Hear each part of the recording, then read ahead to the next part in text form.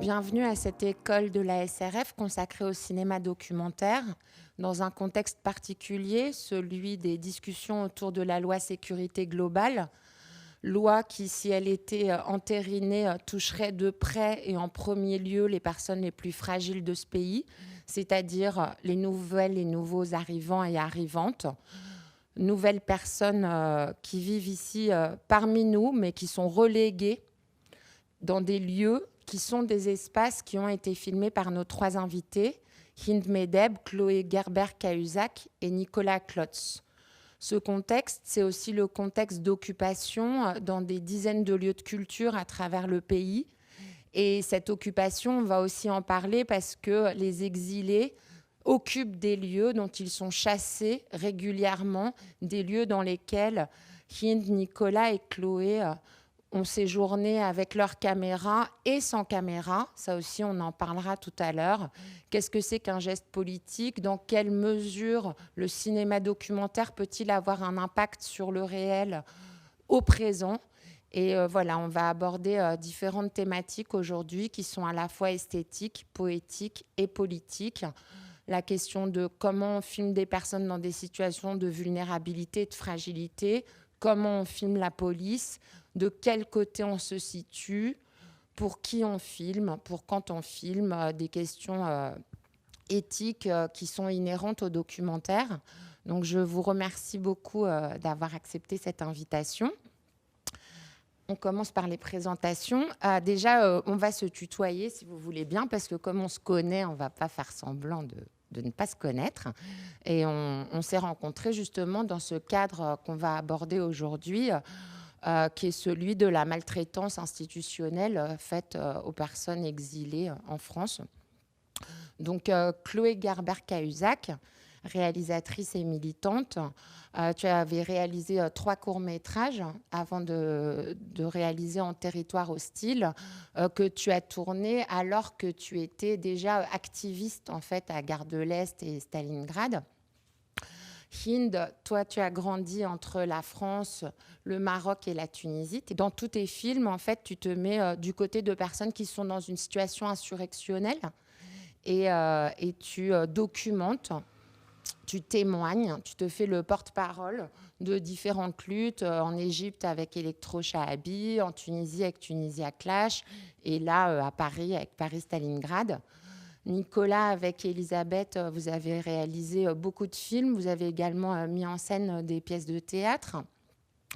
Vous travaillez également ces champs du centre, de la périphérie, de la relégation et de la violence faite sur les corps. Et vous arrivez à sublimer, je trouve en tout cas, à sublimer en fait ce rapport de violence en nous donnant une perspective et quelque chose qui nous nourrit, qui nous habite très longtemps. Et avec ton film Heroic Land, La frontière brûle, tu as réussi un geste qui, pour moi, est un geste assez révolutionnaire, en fait, parce qu'il place les spectateurs et les spectatrices dans un endroit par rapport auquel ils sont réticents. Et je trouve que c'est un geste très, très fort. Donc, les 3 films dont on va parler aujourd'hui, En territoire hostile et Paris-Stalingrad, ont été tournés au même moment, il me semble, que ton film, Nicolas. Est-ce que, dans un premier temps, vous pourriez chacune, nous raconter un peu dans quel contexte, à la fois politique et dans vos propres vies, ces films sont nés? Oui, donc moi j'étais militante auprès des exilés depuis 2015 et au départ j'avais pas du tout l'intention de filmer parce qu'il y avait déjà suffisamment à faire sur le terrain. Et puis de là, on a enchaîné différents moments de gradation de la violence et de la répression. Et au même moment, en fait, on essayait de recueillir des attestations de soutien qui avaient été les témoins de ces violences. Et on se disait que peut-être si eux témoignaient, on arriverait à faire bouger les choses. Et pour moi, c'était très fort de faire cette démarche, de rassembler 50 attestations de gens qui disaient, voilà, j'ai vu cette chose se produire. Et après, de me rendre compte qu'en fait, mes 50 attestations ne servaient à rien. Et donc, le film est quand même né, je dirais, d'un moment où je me disais, en fait, on crie dans le désert Et en plus, on va oublier ce qu'on a vu tous les jours, cette espèce de stress permanent dans lequel on est, on va l'oublier. Donc, il faut que je le note, mais très précisément, il faut que j'en tienne un espèce de journal de bord. Donc, le film est né comme ça, et il est né de ce désir de raconter une période précise, un lieu précis. Et il est né aussi d'un désir de monteuse, puisque c'est Anne Souriau, la monteuse, qui m'a dit « Moi, je veux faire ce film avec toi ». Et c'est son désir et le mien qui se sont rencontrés à ce moment-là.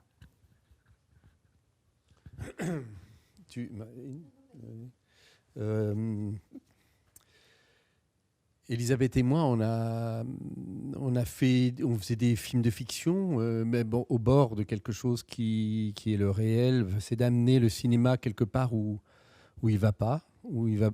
Et c'était Paria, film qu'on a tourné avec des gens dans la rue en 2000, et qui a été écrit aussi par Elisabeth et à travers les rencontres qu'on faisait avec eux, et ils jouaient dans le film. Donc amener l'économie du cinéma à cet endroit-là n'est pas une chose très simple, et c'est encore plus compliqué d'amener ensuite les films en centre-ville, dans les salles, pour que les gens voient, puisque théoriquement, ce qu'on nous disait, les distributeurs, quand les spectateurs rencontrent des gens, croisent des gens comme ça dans la rue, ils changent de trottoir, donc pourquoi tu veux qu'ils aillent payer 10 € pour les voir pendant 2 heures, quoi.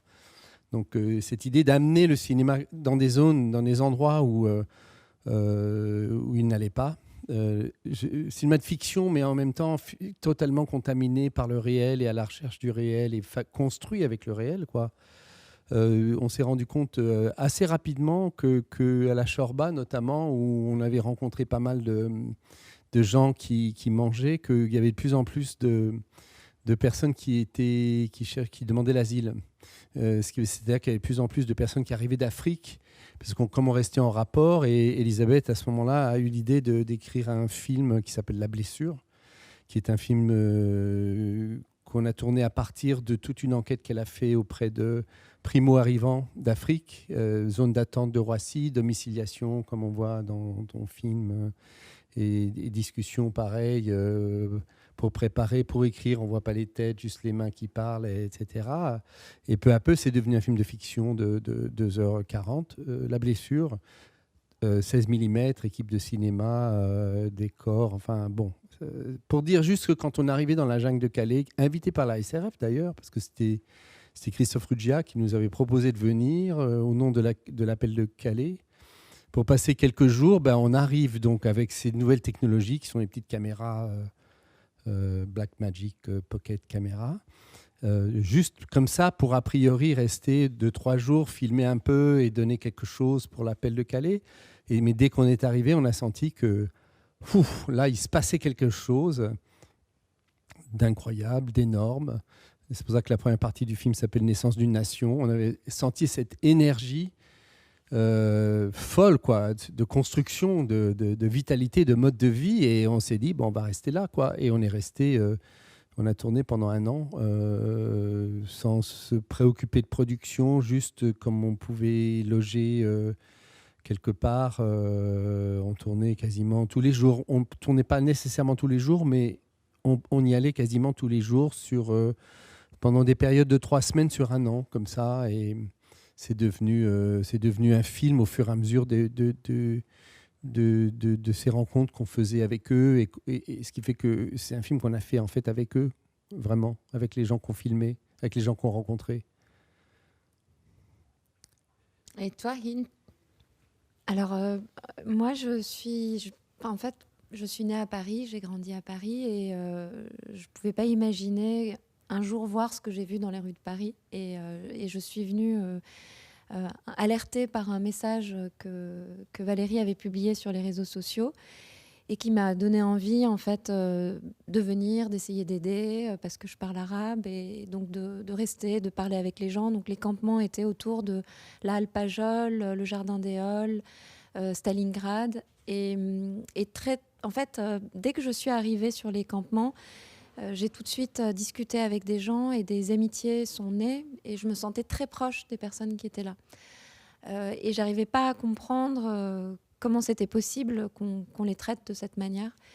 Donc au début, j'étais extrêmement naïve, j'avais très peu d'expérience politique, de militantisme, en tout cas pas en France. J'ai fait beaucoup de films où je suis partie aux côtés d'activistes, de militants en Tunisie, en Égypte, au Maroc, au Liban, mais finalement, j'avais jamais tourné en France et j'avais jamais tourné à Paris, qui est pourtant la ville où je suis née, où j'ai grandi et où j'habite.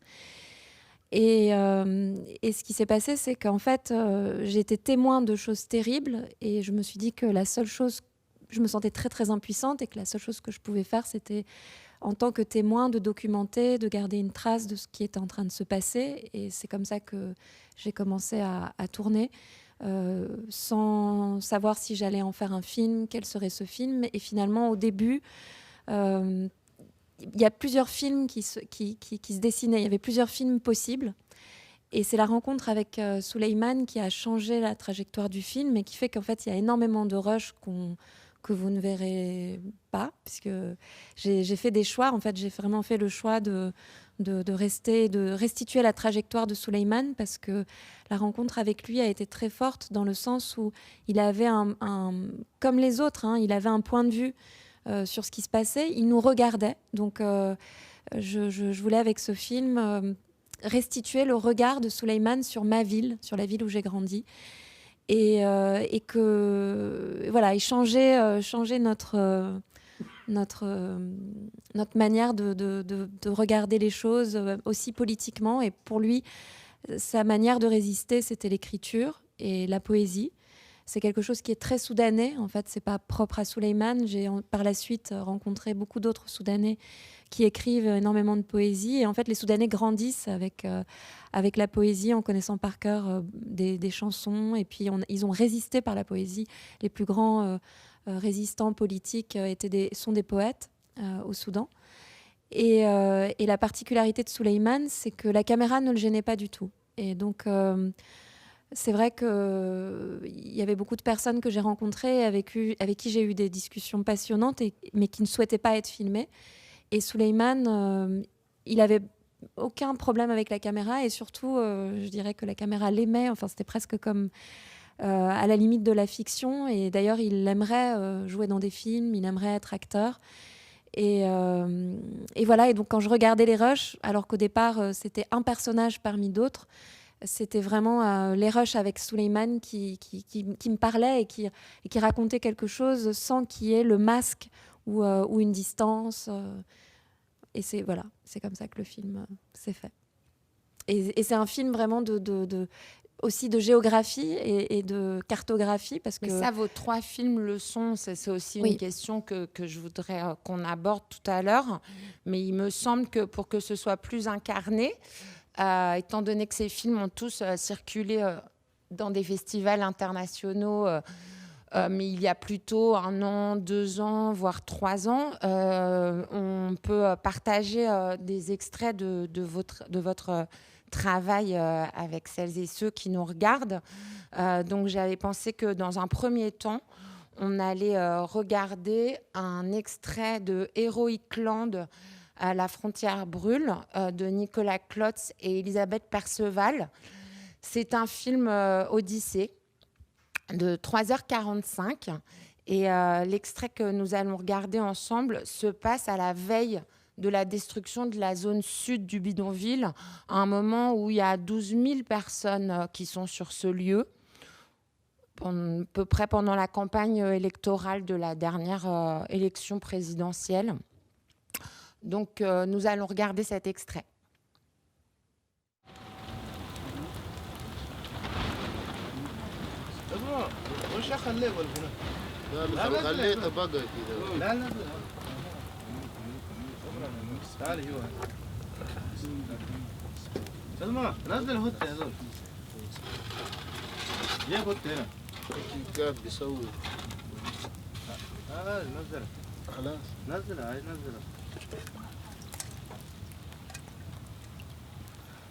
عيطت كويس.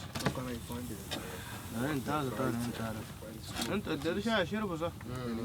خلاص كويس.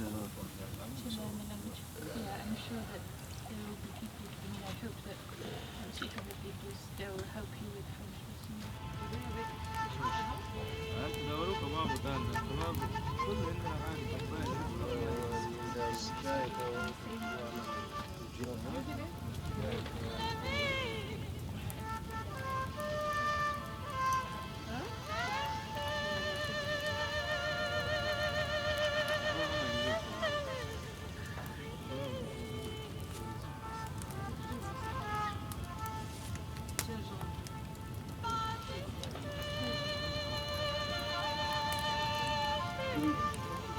Was really strange feeling because everybody were waiting for the judge because she will judge it gonna destroy their life, and they have second problem at that time. At that night they have second problem. First of all, they are waiting to cross the border into England, and then they have the second things, and they are waiting for the judge. Maybe they will destroy their dreams and their ambition.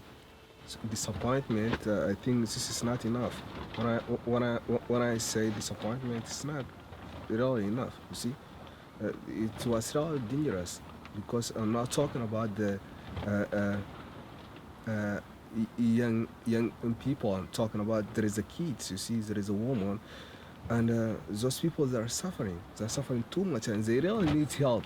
So the true question: who the person he's supposed to help those people, and what are they doing here? And there is a little question we need answer, I think so, but there is no answer here. I'm not talking about the refugees here who are in Europe or in USA, but I'm talking about what's the solution? This is the first question. Where is the solution? What's the solution? Where is it? You see, and I think they're supposed to solve the problem there first, and then ask the people, what are you doing here? But there is problem, here is problem, and problem everywhere, and so what can we do? This is the real question, I think. What can we do here? And what are we doing here? We don't know. Really, we don't know. What's the future? Don't know. If they break the camp, where are you going to go? I don't know. I don't know. And do you understand if they break the camp? What do you think of that? For me, it's I think private opinion. I don't think France government is doing really bad things, because we are living in France, so we have to be under the France's law. And if they say that they want to destroy this place, we will accept, because we don't have way. What can we do? We cannot fight the government, and we don't want to fight. We run away from the fighting, and we don't want to fight here. So, but it's really complicated, because we don't know what's going on here, and where is those people could go, and what they're gonna do, because as you say that there is a kids, there is a girls, and I don't know. And if you ask them, they don't know. People right now, they're confused, you see, and they don't know what they have to do.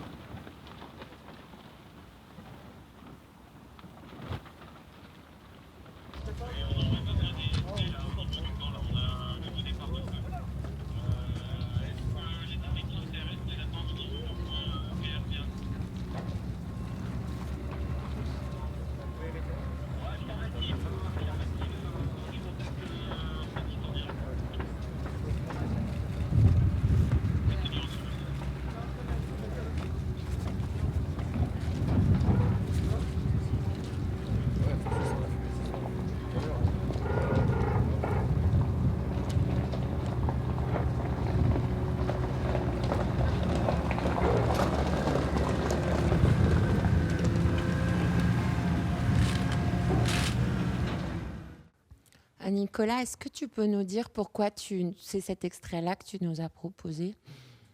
Oula. Je pense qu'il y avait une idée entre 3 et 5 minutes. Et c'était juste la veille de la destruction de la zone sud. Et donc, on sentait dans l'air une tension, une angoisse qui était absolument partout, avec en plus des feux très étranges qui surgissaient en permanence. Et donc, c'était comme une espèce de juste avant la guerre, quoi, une déclaration de guerre. Et je trouvais que Al-Fati qui parle là, enfin, c'est quelqu'un qui nous a beaucoup impressionnés par sa espèce de maturité comme ça, d'inquiétude, d'humanité, d'évidence dans sa parole. Et il dit les choses, voilà, ils savent rien, quoi, de ce qui va se passer. Et le contre-champ immédiat, c'est la police. Et donc la police qu'on a filmé beaucoup, et la police, là j'ai l'impression que ce qui s'est passé là, c'était le début de quelque chose qui n'en finit pas, et que dans la jungle c'était une espèce de laboratoire de la destruction des modes de vie, des paroles qui surgissent ailleurs, qui se construisent ailleurs, des formes de liberté en dehors de ce que l'autorité a décidé que serait la démocratie, et qu'on voit à l'œuvre une police là qui accomplit devant les yeux de tout le monde ce que nous on a senti, ce qu'on pense être un crime contre l'humanité réellement. Enfin, c'est un mot fort, mais contre l'humanité de ces personnes. Et c'est pas que eux, puisque après dans le film, dans vos deux films, on voit ce qui se passe sur Paris, sur l'enfer absolu de ce qu'est devenu la vie de ceux, enfin il n'y a pas que les gens de la jungle, hein, mais ce que est devenu la vie des gens qui sont complètement dans les limbes, quoi, qui sont poussés au suicide, à aux maladies psychiques, à la drogue, enfin des choses épouvantables. Alors que dans la jungle, il y avait beaucoup d'espoir. Il y avait quelque chose qui était en train de se créer, même si c'était difficile. Une ville qui surgissait de la boue, et cette police est venue tout dévaster, tout détruire. Et c'est pas, ils détruisaient l'avenir, en fait. Ce qui est violent dans ce qui se passe là, c'est que la jungle nous paraissait être un lieu comme ça de l'avenir, un lieu qui montrait vers où il fallait aller, vers où le monde devait aller, et que l'État français a détruit cet avenir. Et donc c'est un crime contre l'humanité, parce qu'on voit bien que depuis, de toute manière, ça s'est amplifié, ça s'est beaucoup durci, et que cet avenir aujourd'hui, voilà, c'est un âge d'or, quoi, quelque part. Quand je vois ça, j'ai l'impression d'une... Enfin, c'est pas la police, c'est pas cette scène particulièrement, mais quand je vois les espaces de liberté qu'il y avait dans la jungle, voilà, je trouve que c'est une destruction terrible, quoi. Encore, c'est une destruction qui n'en finit pas. Ce qui m'a frappé, c'est qu'il dit « they ». Tu vois, en fait, il se fait... Oui. Tu vois, lui-même vit dans ce bidonville glacé, parce que peut-être qu'on peut y voir une commune détruite, mais c'est aussi un bidonville boueux, glacé, dans lequel des personnes tombées malades aussi. Il y a eu des morts également à Calais et à Grande-Synthe. Même si à chaque fois, on se dit ça ne peut pas être pire, et le lieu suivant est toujours pire que le précédent.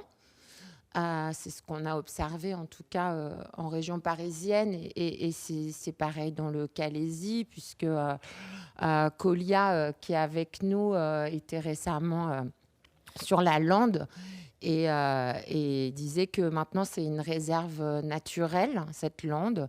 Donc, c'est devenu le paradis des chèvres et des moutons. Et je fais une petite aparté. Peut-être pour ceux et celles qui ne savent pas, tu peux expliquer aussi le titre du film et ce projet Heroic Land qui était... On avait entendu parler d'un parc d'attractions, en fait, ils allaient détruire la jungle, ils allaient disperser les habitants pour faire un parc d'attractions qui s'appelle, avec des super-héros qui allaient s'appeler en anglais Heroic Land. Et on a décidé comment dire, de marabouter cette expression en le transformant en l'Heroic Land, qui est vraiment un hommage à tous ces héros qui sont arrivés à cette lande héroïque.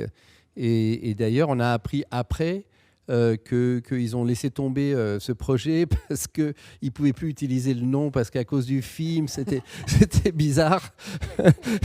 Et je crois même que la personne en charge est partie avec la caisse. Enfin, c'est une histoire bien grossière. Mais en fait, l'Heroic Land, donc quelque part, on se dit comme ça, ouais. En fait, tu parlais d'Odyssée tout à l'heure, et j'ai vraiment le sentiment que ce qui se passait dans la jungle et le prolongement d'histoire de chez Homère, de chez Dante, enfin, c'est des choses qui viennent de très très loin, d'où leur puissance.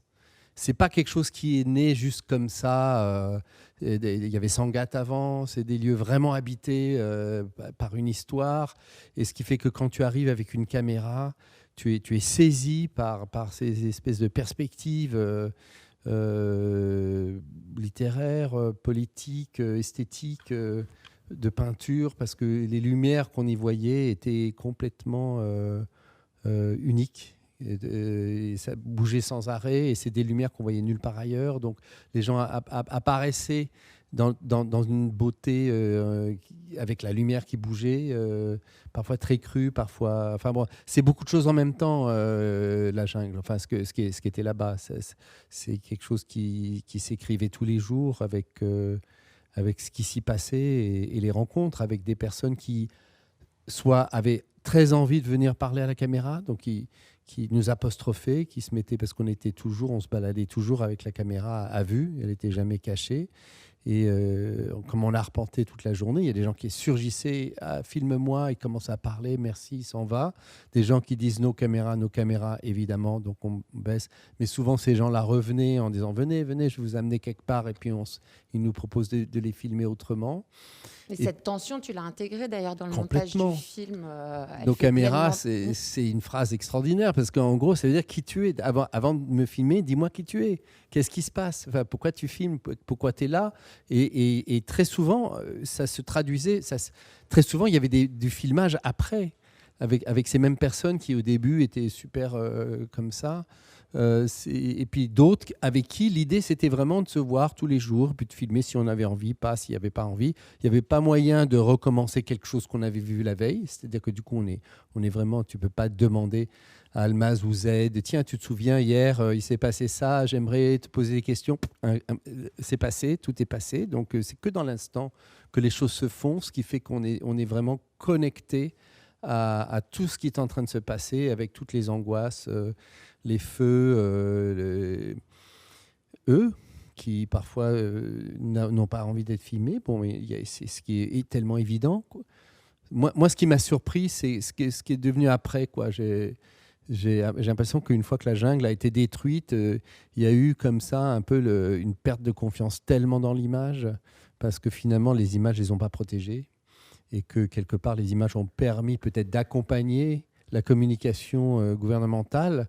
Donc une sorte de méfiance de l'image telle que tout s'est refermé. C'est que la destruction de la jungle, c'est aussi quelque chose d'un échec au niveau des images, quoi. Pour moi, il y a quelque chose vraiment de terrible par rapport à ça que je ressens aujourd'hui. C'est que j'avais vraiment la naïveté de croire qu'en filmant, documentant, témoignant, on allait changer les choses. Et j'ai compris avec le temps en fait que c'était pas du tout le cas. Donc effectivement, il y a beaucoup de gens que j'ai filmés qui voulaient être filmés parce qu'ils pensaient que la présence de la caméra pourrait changer le cours des choses. Par exemple, devant France Terre d'Asile, il y avait même des gens qui me disaient non, mais restez, parce que si vous partez, ils vont tout de suite... la police va disperser la queue et on ne va pas pouvoir rentrer à l'intérieur aujourd'hui. Et le fait qu'il y ait la caméra, le directeur de France Terre d'Asile descend, c'est une des scènes qu'il y a dans le film. Et en fait, a posteriori, ce film a été... Voilà, il est sorti, c'est terminé. Et d'abord, il n'a pas trouvé de distribution au cinéma et pas de distribution du tout en France. Donc, il a juste circulé dans des festivals. Et finalement, il a été beaucoup plus vu à l'étranger qu'en France. Et pour moi, ça aussi, ça a été une très très très grande tristesse. Parce que j'avais fait ce film d'abord pour les Parisiens. Je voulais vraiment qu'il puisse sortir à Paris, dans les salles parisiennes, que les Parisiens le voient. Mais effectivement, les distributeurs disent exactement la même chose que ce que vous avez dit tout à l'heure sur pourquoi les gens paieraient un billet pour aller voir des gens qui dorment dans la rue, quand vous parliez du film que vous avez fait, Paria. De la même manière, il y a déjà eu trop de films sur les migrants. C'est ça qu'on m'a dit. Ça intéresse personne de voir ça. Donc, doublement, aujourd'hui, si je retourne avec Souleymane, là où il y a ses amis que moi j'ai filmés entre 2016 et 2018, il y a quelque chose de vraiment atroce, en fait. Parce qu'on a fait... Et ce geste, pour moi, c'était pas juste un geste de cinéma, c'était aussi un geste de résistance et une caméra de résistance. Et les gens, c'est vrai, ils sont dans une situation qui est catastrophique. Et ce qui me frappe quand j'écoute Nicolas, c'est parce que Hind, Chloé et moi, on s'est beaucoup vus à Paris sur les campements de rue. Tu parles de la lumière, tu parles d'Homère, et on sent que tu arrives à Calais sur invitation, incitation de la SRF pour l'appel de Calais. La SRF qui va d'ailleurs publier très prochainement un rappel de Calais. Mais tu arrives pleinement cinéaste sur place. Tu arrives en artiste. Et justement, je voulais vous poser la question de votre rapport esthétique à la violence, de votre rapport esthétique au monde quand on engage son corps dans l'espace public, dans un espace public qui est lui-même hostile, pour reprendre une partie du titre de ton film, qu'on arrive en tant que documentariste, donc chargé et habité par un point de vue, par une conviction, qu'il y a des tas d'autres caméras, que les personnes sont filmées en permanence et certaines en sont lassées à un point ou irritées ou violentées elles-mêmes par ces regards qui peuvent parfois prétendre les sauver contre elles-mêmes. À Calais, il y avait par exemple une tente où il y avait écrit « photo, 5 €. Et du coup, comment vous gérez tout ça? Comment est-ce que les personnes que vous rencontrez comprennent que vous n'êtes pas là, vous n'êtes pas journaliste, alors qu'il y a des tas de journalistes qui n'arrêtent pas de passer? Et comment vous assumez le fait de les filmer alors que tant de gens les filment? Par exemple, toi, comment tu as fait avec ça, Chloé? Alors, d'abord, il y a une question de temporalité. Il me semble que les films de Nicolas et de Hind sont des films qui se conjuguent en tout cas au présent, dans l'expérience du réel, et que moi, c'est un film a posteriori. Il y a quelque chose de la trace a posteriori. Donc déjà, on n'est pas dans la même relation à la temporalité. Et il y a quelque chose... à la fois là, la personne personnage qu'on a vu dans le film, finalement, pose la question de où est le sens et où je vais. Donc il s'inscrit dans le présent, le passé, le futur. Et en même temps, le film est dans beaucoup de moments saisis, dans l'instant, comme vous le disiez, dans ce temps-là qui nous échappe très, très rapidement. Moi, c'est un film qui est fait a posteriori, c'est-à-dire que les gens que j'ai filmés, d'abord, je les connaissais très bien. C'est des gens qui ont décidé d'emblée de ne pas montrer leur visage, donc c'est eux qui ont imposé la règle. Et on savait tous que le film ne servirait à rien. Donc la démarche du film est tragique. C'est un film désespéré de gens qui disent il faut le faire. Il faut la trace, mais voilà, on est en train de faire archive pour plus tard parce que de toute façon, la machine est plus forte que nous. Et donc, la manière de le faire devait être la plus douce possible, c'est-à-dire, entre guillemets, chez moi, tranquillement, on prend le thé et on va filmer que vos mains. On va inventer un petit dispositif pour qu'on puisse quand même reconnaître qui, en tout cas sans avoir vos noms, mais reconnaître qui parle. Mais voilà. Et après, les quelques fois, parce que j'ai essayé, et moi je ne suis pas en plus chef opératrice, donc c'est pas, j'ai fait ce film toute seule, donc tout ça a été un peu compliqué, mais j'ai essayé d'aller filmer, comme l'a fait Hind, la queue devant France Terre d'Asile, la queue à la préfecture, et à chaque fois que je ramenais les images à la monteuse, on disait, en fait, les photos, c'est mieux. Les photos, c'est mieux, et je crois que tout simplement, je n'arrivais pas à filmer ça, ça m'était insupportable, en fait, de le filmer. Et en même temps, c'est là où on est toujours dans la contradiction, j'étais hyper contente. Et moi, mon film, c'est un film de collage avec des images faites par d'autres personnes. C'est-à-dire que dans mon film, voilà, il y a mes images à moi d'entretien, il y a les photos que j'ai prises, mais ce film n'existerait pas, absolument pas, s'il n'y avait pas les images de campement de Florence Roy, qui à l'époque pensait qu'avec ces images, en effet, elle allait faire accourir le monde et qu'on allait arrêter cette horreur. Voilà, en 2016, elle pensait, je fais une chaîne YouTube, je mets ça en ligne et c'est fini. Les images de Rose Lecade, qui est une immense photographe, et elle m'a donné ces images. Pourquoi ? Parce qu'à l'époque, personne n'a voulu les publier, il faut quand même le rappeler, et qui sont des images remarquables, et qui sont essentiellement les photographies de rafles, d'évacuation, et de campement aussi du côté de Porte de la Chapelle, et puis les images aussi de Camille Sclors, et après, toutes les images de gens qui étaient à côté, des militants qui ont donné leurs images. Et comme en même temps, j'avais fait ce travail d'attestation, il m'avait dit, mais j'ai des photos, je peux montrer ce que j'avais vu. Et donc, c'est cette récolte, en fait, qui est venue nourrir le film, parce que le film s'est fait a posteriori, et puis parce que certaines images, en fait, j'avais l'impression, en fait, quand j'arrivais dans une file d'attente, que je ne pouvais pas filmer une file d'attente. Pour moi, c'était insupportable. Et alors, du coup, je me mettais dans une situation atroce, parce qu'il faut imaginer que, du coup, j'allais parler à tous les gens de la file d'attente pour me déculpabiliser de filmer la file d'attente. Ce qui fait que, forcément, quand j'activais la caméra, la file d'attente était finie, donc mon plan était raté. Mais il y avait quand même cette idée de se mettre, dans une situation qui ne me convenait pas et où la photo prise de très loin était la seule chose que j'étais capable de faire, parce que eux, ils sont obligés d'être dans la file d'attente. Et donc, ils sont contraints à être dans la file d'attente. Et donc, quelque part, en les prenant en photo, j'avais l'impression de moins leur voler quelque chose qu'en les filmant. Les anonymes qui filment, c'est extraordinaire, quoi. Tout ce qu'on a vu de dernières années, quoi. Tout ce qui, ça ouvre. C'est tout un cinéma, entre guillemets, qui apparaît, qui bouleverse beaucoup les choses. L'idée d'aller chercher... dans la jungle, on n'a pas...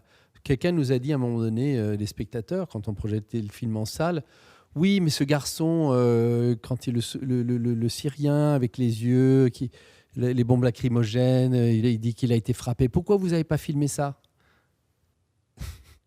Pourquoi vous n'avez pas filmé quand il est frappé par la police et qu'on le gaze, etc. Pourquoi vous filmez juste son récit ? Alors, il y avait un ami iranien qui était dans la jungle, qui a apostrophé cette personne en disant, mais en France, vous êtes des sadiques, vous voulez quoi ? Vous voulez tout le temps en train de voir la police faire souffrir les migrants, les frapper. Qu'est-ce que c'est que ça ? Et je pose la question, bah oui, c'est sûr que si... mon ami que je suis en train de filmer se fait frapper par la police, je vais faire un beau cadre et je vais surtout rien arrêter. C'est n'importe quoi. Donc cette idée, c'est pour ça que les téléphones portables et tout ça, c'est formidable. Mais quand tu filmes, moi je ne sais pas ce que j'aurais fait. Je suis avec quelqu'un qui fait confiance. Il part au Lidl, on part ensemble. Il y a des gens qui arrivent, qui commencent à la police, etc., qui le frappent. Moi je vais pas filmer. Ça serait abject de laisser tomber. Mon ami, je ferai tout pour que ça se passe le mieux possible pour lui. Peut-être c'est moi, peut-être que je m'interposerai, je ne sais pas. Avec la police, je ne sais jamais ce que je vais faire, quoi. Donc ça peut être violent.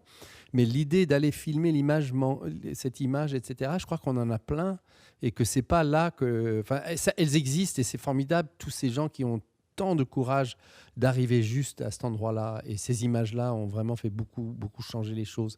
Mais bon. On filme que ce qui se passe devant soi. On n'a pas assisté à des scènes de matraquage, quoi. On n'y était pas. Il y a eu des choses. Christophe Ruggia, je crois qu'il a tourné des choses. Et il y était, mais nous on n'y était pas. Donc on a juste pris le temps de s'inscrire et de filmer cette autre violence qui est une violence historique.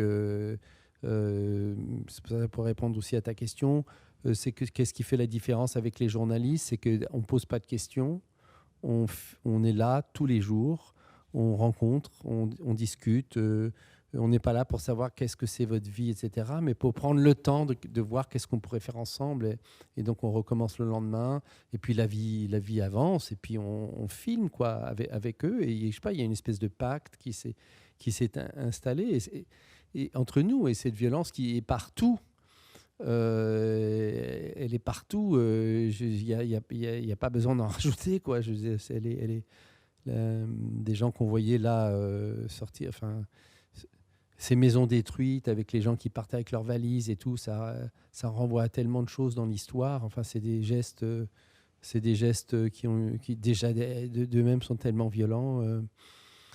Je sais pas si ça répond à quoi que ce soit des questions que tu posais, mais en fait, oui, tu disais, en fait, je crois que Elisabeth et moi, notre travail, c'est d'être toujours au travail, et que et qu'on n'est pas militant, on n'a pas cette expérience-là, mais c'est vrai qu'on va dans des endroits pour filmer où on est militant des choses qu'on filme et d'amener je sais pas, de déplacer le cinéma. C'est que La Jungle, ce film, l'Heroic Land, a déplacé totalement le cinéma pour nous.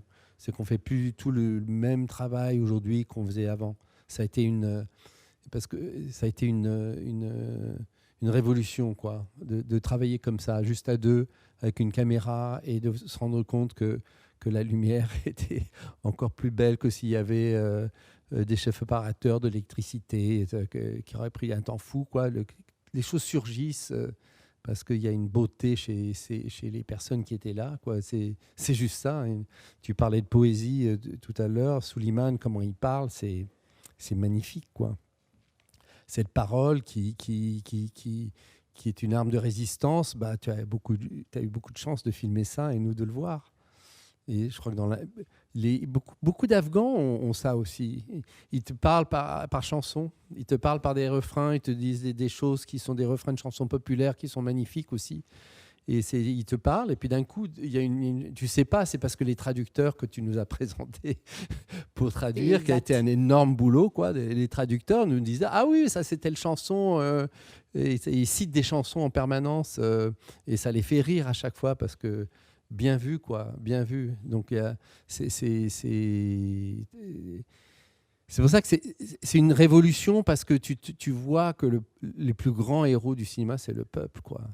Alors, si je dis que c'est une révolution aujourd'hui, enfin, c'est que ça renoue avec quelque chose du cinéma muet, des origines du cinéma, de ces gens qu'on voyait dans les films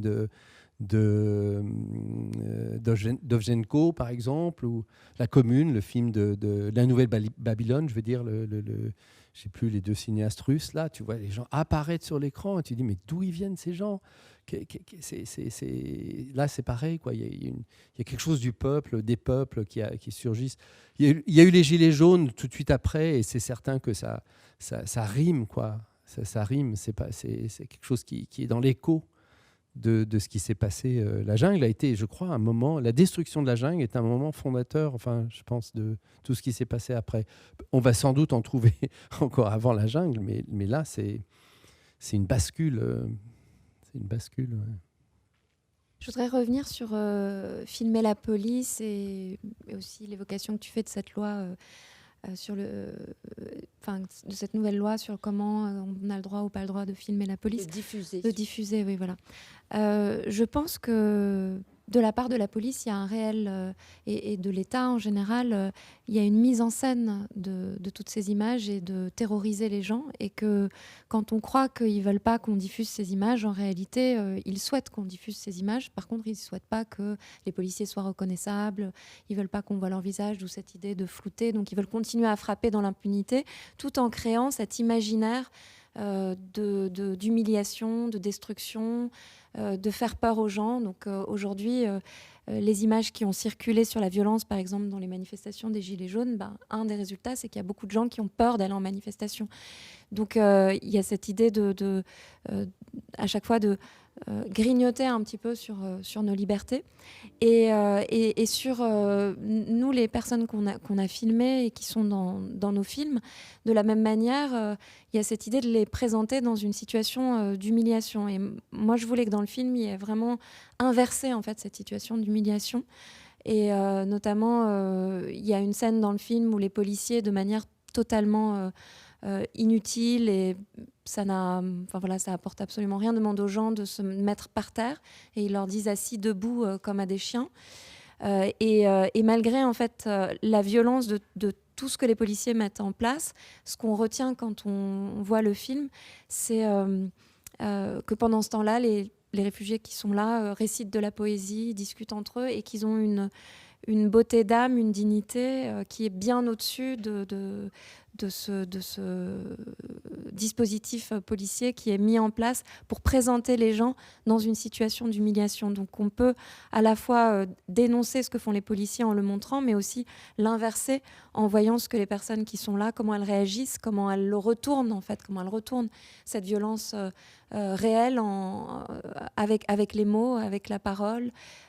Et voilà, donc, et je pense qu'il faut faire très très attention, et je ne m'en rendais pas vraiment compte au moment où j'ai monté et au moment où j'ai tourné Paris-Stalingrad, qui est que finalement l'État veut qu'il y ait ces espaces de campement de rue, veut montrer les gens dans ces situations, veut envoyer le message qu'on serait envahi, qu'il y aurait trop d'étrangers qui arrivent, et que donc il crée en fait ces espaces, il crée aussi les moments de conflit, et il y a une mise en scène de l'intervention policière pour, à l'adresse de ceux qui sont d'extrême droite ou des discours d'extrême droite, et il y a une manipulation aussi des images dont moi j'avais pas forcément conscience. J'avais l'impression en faisant le film, en filmant, que je dénonçais et que cette dénonciation allait avoir un effet parce que on serait dans un pays où il y a le respect des droits de l'homme, on serait dans une démocratie. Donc j'avais cette naïveté et en réalité, voilà, le film n'a eu aucun effet, en tout cas concret sur le terrain. Et par ailleurs, je pense que en face, enfin, on voulait montrer les gens dans ces situations-là, en fait. Mais dans le rapport d'une personne qui filme à une personne qui est filmée, de toute façon, il y a une inégalité fondatrice, presque plus que fondamentale. C'est un peu comme le rapport de l'État aux exilés. Et c'est les mêmes questions qui se posent dans les rapports militants avec des personnes qui sont en situation de minoration de droits, entre quelqu'un qui a des papiers et qui a une maison et puis quelqu'un qui n'en a pas. Comment on rétablit de l'égalité? Donc comment on rétablit le plus possible d'égalité au sein de nos films. Et vous avez des méthodes très différentes, tous les trois, pour ça, il me semble. Par exemple, toi, tu te dis, ils ne sont pas d'accord pour être vus. Donc, l'échelle dans laquelle tu te situes, c'est peut-être en premier le rapport interpersonnel. Oui, complètement, parce qu'en fait, je me dis pas, je vais filmer des réfugiés, je me dis, je vais filmer des gens que je connais. Donc, en fait, je me dis pas, je vais filmer une situation, je me dis, je vais aller filmer précisément ces gens-là dont je connais très bien la vie, que j'accompagne depuis longtemps dans leur démarche, qui sont déjà venus chez moi pour autre chose que pour être filmés. Donc, en fait, c'est eux que je veux entendre. C'est pas une autre personne. Oui, mais paradoxalement, tu vois, eux que tu connais si bien, c'est peut-être le film dans lequel il y a le plus de distance par rapport à tout ce qui relève du personnel. C'était notre contrat entre nous, en fait. Et puis, alors, il y avait deux choses qui les effrayaient. Donc, ils n'aiment pas montrer leur image parce qu'ils n'aiment pas tout simplement être filmés. Ça peut arriver. Et puis aussi, ils savaient très bien que j'allais leur parler beaucoup de la France, puisque l'objet du film, c'est la France. C'est le rapport aux autorités françaises. Et ils avaient vraiment peur aussi de ce que les autorités françaises pouvaient voir ces critiques et peut-être leur faire quelque chose. Enfin, ils sont quand même toujours dans la peur de ce pouvoir administratif qui aurait pu leur nuire après. Et donc... pour moi, il fallait, en tout cas, pour que ce soit possible, il fallait qu'ils soient à l'aise et sereins avec ce moment-là. Et je crois qu'il y en a un ou deux qui étaient vraiment encore très, très dans l'angoisse. Et ça m'ennuyait beaucoup de les faire parler alors que je savais qu'ils étaient traversés par toutes ces angoisses. Et on a beaucoup discuté de comment on allait le faire. Et à certains moments, ils disaient ça, je veux pas en parler, ça, je veux pas en parler. Et ils me faisaient des gestes, en fait, pour qu'on coupe. Donc... et ils ont regardé le cadre, c'est-à-dire qu'à la fois la confiance était complète et en même temps ils voulaient vraiment savoir ce qu'on était en train de faire. Et d'ailleurs ils n'ont pas voulu voir le film après, c'est-à-dire que il y en a quelques-uns qui l'ont vu, d'autres qui n'ont pas été filmés et qui l'ont vu, et pour eux c'est trop terrible de voir ça en fait. Quand ils sont passés à autre chose, puisque moi c'est plutôt des gens qui ont fait des choix après, soit de quitter la France, soit qui ont eu des papiers en fait, et ils veulent pas revenir sur ce moment-là en fait. Ils veulent pas revoir ces images en fait, ils veulent pas reparler de cette histoire. On va regarder un extrait de Paris-Stalingrad de Hind Medeb, un mouvement de... Je trouve pas le bon mot. Un mouvement où des personnes à la rue en ont ras-le-bol. En fait, elles en ont tout le temps ras-le-bol, mais où elles décident de l'exprimer ensemble.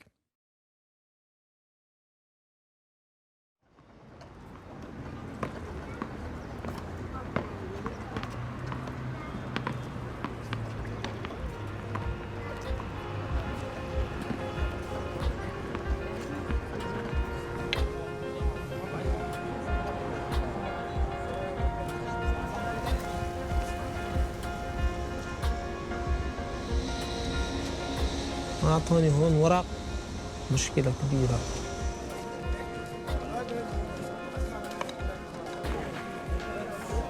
Look at police here, police here. On va les faire monter dans le bus, alors restez pas devant. Non mais madame, elle est enceinte, hein, on reste avec elle. Mais pourquoi? Pourquoi? Elle est enceinte. خربوا لنا بيوتنا وخربوا لنا ما في شيء إلا الأحسن بالليل اللي نبيت في مكان ذاته، شالوا حياتنا كلها كده. مش مرتاح والله أبدا، نضرب بالهم بالفرح زي ما قال. Ils pensent que tu es majeur, donc ils te disent d'aller faire une demande d'asile. Je vais essayer de te trouver un endroit pour dormir. الإنسان لو ما عنده مشكلة ما يجي، يجيب الصحراء، يجيب البحر ينهان يا إما تموت يا. Only 10% a day. From 1 month we are here.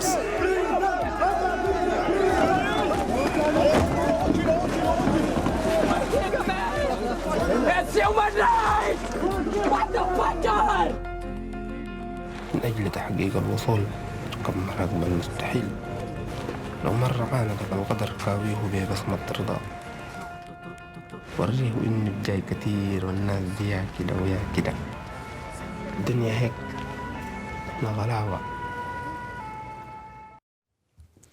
Donc Hind, on vient de voir une séquence de ton film dans laquelle il y a une manifestation spontanée, place de Stalingrad. De mémoire, on se disait, Chloé, que c'était le 31 juillet 2016, non? Non, c'est au mois de septembre. D'accord.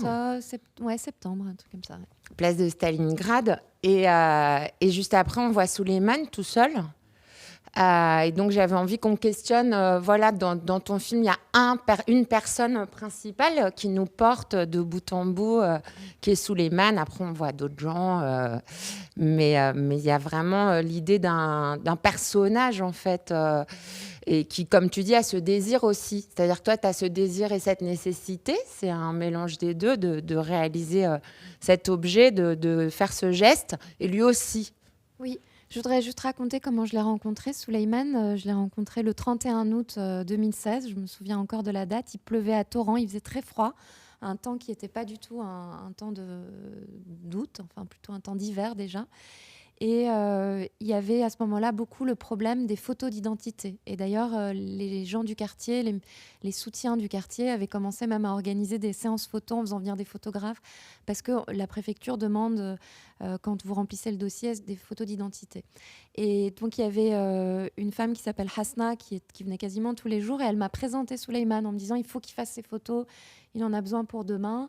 Et donc, on est allé, est-ce que tu peux le faire avec lui? On est descendu dans la bouche de métro et puis il était en t-shirt et en tongs, il tremblait de froid, il venait d'arriver de Calais et il était très, très fatigué. Et donc, sur toutes les photos, il a l'air très, très triste. Et donc, à partir de là, avec Souleymane, on a commencé beaucoup à discuter, en fait, et je lui ai laissé mon numéro de téléphone. Et le lendemain, je lui ai ramené des choses de la maison. Et puis en fait, c'est lui qui a appelé le film parce que j'avais pas du tout prévu de filmer Souleymane. Souleymane est devenu très vite comme un petit frère. Comme je parle arabe, on a beaucoup discuté.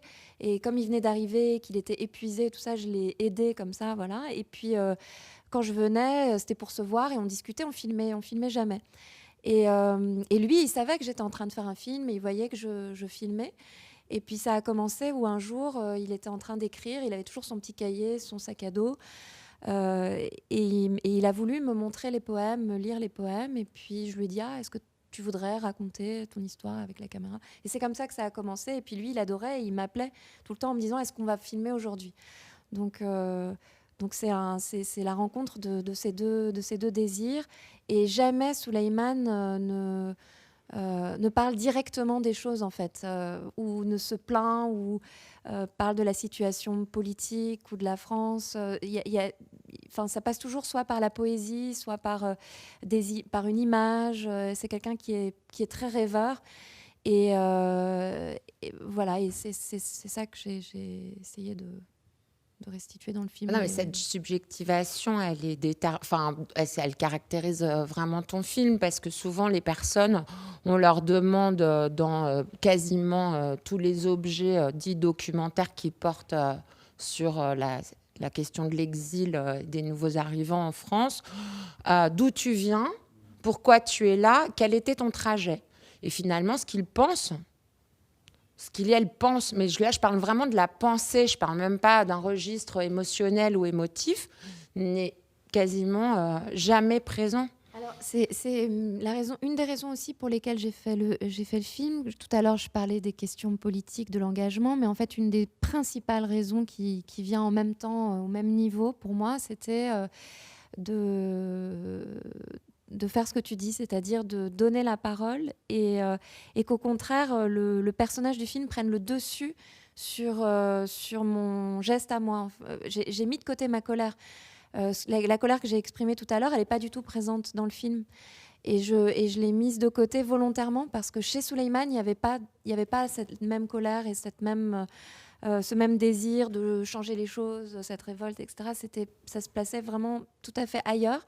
Et je trouvais ça beaucoup plus intéressant finalement que ce soit de mettre ça en valeur et de mettre ça en avant. Parce que c'est vrai que très souvent, on parle des réfugiés, on parle d'un phénomène, on voit des foules.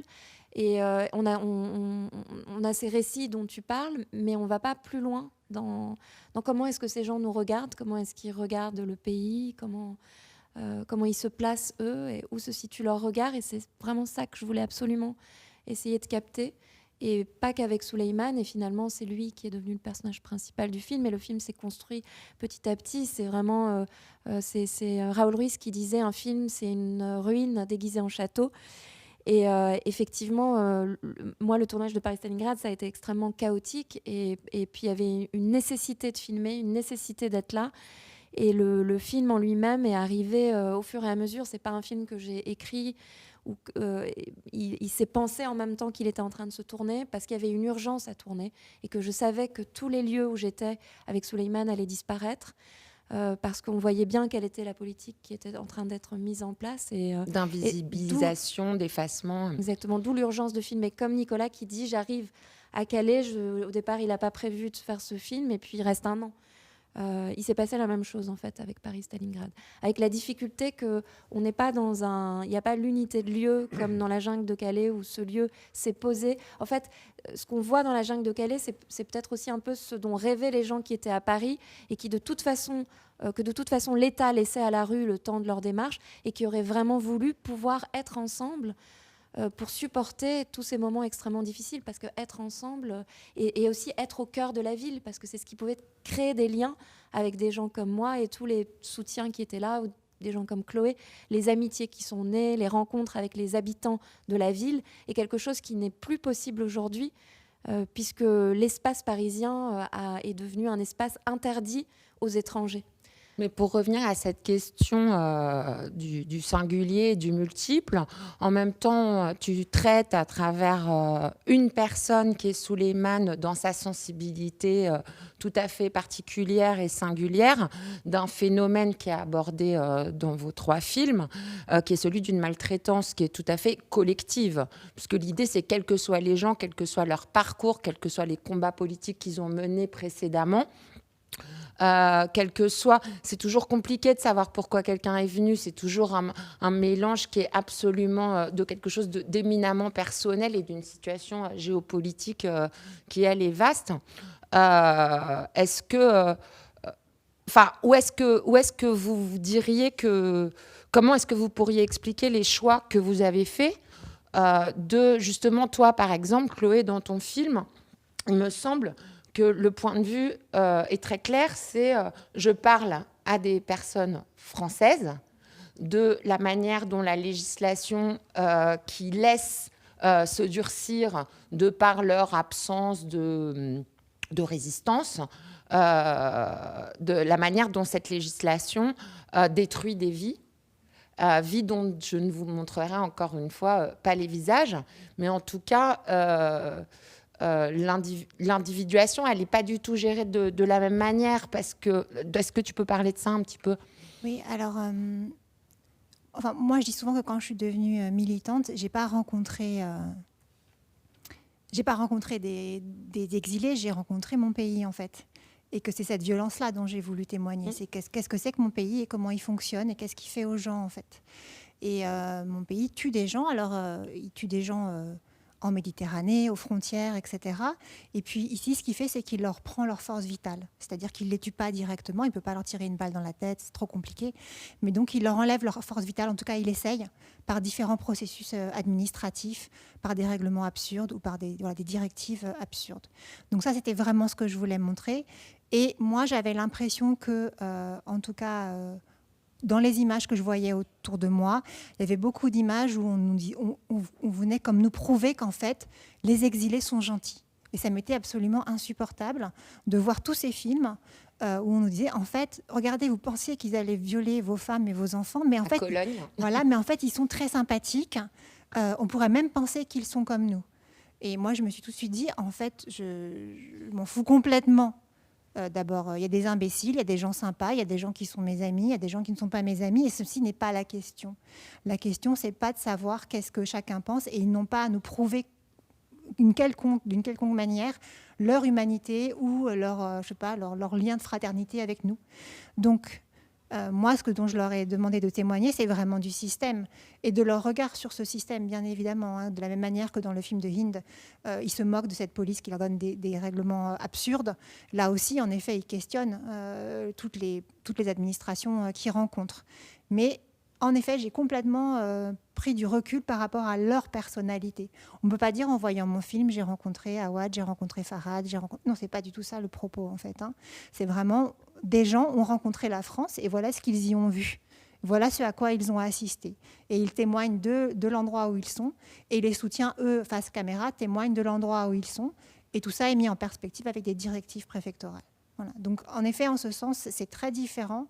Mais je crois que c'est vraiment parce que j'étais lassée de voir ces petits reportages sur des CAO où tout le monde est hyper sympa et les soutiens sont hyper sympas et les réfugiés sont hyper sympas et les enfants sont tous très beaux et souriants. On va me dire, non, mais en fait, c'est pas la question politique qui doit être posée. C'est pas de savoir si les enfants sont beaux et souriants. C'est pas ça l'enjeu, en fait. Voilà.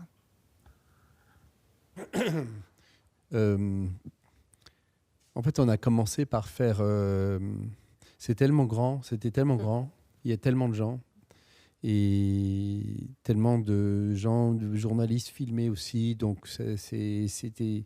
On a commencé juste à avoir un parti pris qui était des plans qui fixes, mais à la main, parce que le pied, c'était compliqué. Donc, on avait un mini-pod, quelque chose qui permettait parfois de poser la caméra, et des plans fixes qui déjà cherchaient à filmer l'espace, jamais en dessous de 3 minutes. Donc, quoi qu'il arrive, 3 minutes ou plus, mais pas en dessous.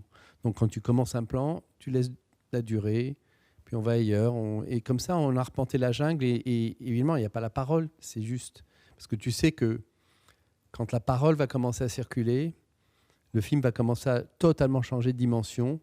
Et évidemment, cette parole, on ne savait pas d'où elle allait venir. On ne voulait pas être ceux qui produisent la parole, parce que je ne sais pas ce qu'ils vont nous dire, et que ce qu'ils vont nous dire est beaucoup plus intéressant que de répondre à des questions que nous, on ne saurait pas leur poser, parce que effectivement, il y a des gens qui disent « Venez, on va vous présenter quelqu'un, il a l'habitude de parler avec les chaînes de télévision. » Bon, on y va, le gars, il a son discours et il ne se passe rien, quoi. Tu as l'impression qu'il a dit ça 10 fois, 20 fois dans la journée. Donc, par où la parole va arriver, et elle va arriver de manière très multiple. Elle n'arrive pas d'une seule manière, quoi.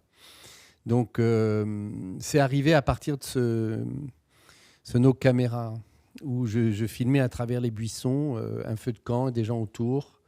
Et je filme, j'avais l'impression d'être dans un film de John Ford. Je planais complètement avec les odeurs, avec les gens, les sons et tout ça. Et il y a des gars qui sortent et qui disent nos caméras assez agressivement. Et puis bon, j'éteins. Et puis il y en a un qui m'explique que c'est son anniversaire. Donc je dis bon anniversaire, super, t'as quel âge? On commence à discuter en anglais. Et puis il nous emmène, et il dit venez. Il nous amène devant le feu de camp où il y avait un type qui était là, qui me paraissait immense, alors qu'il était vraiment pas grand, et qui me dit vas-y, pose-moi des questions. Donc l'ajoute, tu vois, il voulait pose-moi une question. Filme-moi. Et à côté de lui, il y avait son ami éthiopien qui traduisait en anglais. Donc Nous, on l'appelait John Wayne parce qu'il avait, il avait vraiment ce truc. Il venait d'arriver, il avait une espèce de puissance comme ça. Et il y a eu une joute entre nous, assez belle. Moi, je voulais poser des questions très courtes pour qu'il parle, mais comme, je sais pas, les Éthiopiens, très souvent, ils arrêtent au bout de 3 mots, quoi. Ils répondent et ils continuaient pas, quoi. C'était, donc, je relançais une question et ça continuait. Donc, du coup, cette scène est dans le film. Et je voyais qu'il y avait un jeune homme avec une capuche qui tournait la tête dès que je tournais la caméra vers lui. Et donc, il y avait déjà cette parole très drôle parce que quand il parlait, les autres, les plus jeunes, éclataient de rire parce qu'il avait vraiment beaucoup d'esprit et vif. Et c'était un truc dans lequel je me sentais moi-même porté par sa parole. Donc, c'est pas que moi, je lui posais des questions, c'est que je sentais que de sa manière de parler, il m'ouvrait la porte à certains genres de questions. Qu'est-ce qu'est demain pour toi? Comment tu vois demain? Des tas de choses comme ça, enfin, des choses qui n'ont rien à voir avec ce que je voudrais savoir d'où il vient, etc. Surtout que la parole, c'est comme du feu, quoi. Il faut souffler sur les braises et laisser le feu faire ce qu'il a à faire et surtout pas avoir de surplomb jamais avec une question qui a un sens qui appellerait une réponse que tu connais déjà, etc. Donc ce garçon avec la capuche, je suis allé le voir et je commence à discuter un peu avec lui et je lui dis est-ce qu'on peut se voir demain, on boit un café? Donc on s'est vu et on lui a offert un paquet de cigarettes, du thé et tout à manger au White Mountain. Et puis ça s'est beaucoup détendu.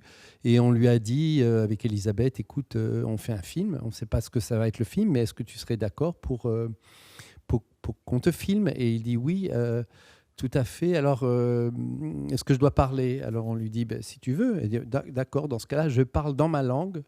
Tu vas pas comprendre ce que je vais dire, mais c'est pas grave. Je sais ce que j'ai à dire parce que je passe toute la journée comme ça et je choisis l'endroit et on le fait, quoi. Donc on a fait plusieurs tournages avec lui. C'est des monologues, quoi, où il parle et c'est tellement beau. Mais nous, on savait pas ce qu'il disait du tout. D'où les traducteurs que tu nous as présentés et qui 6 mois après nous ont traduit ce qu'il disait.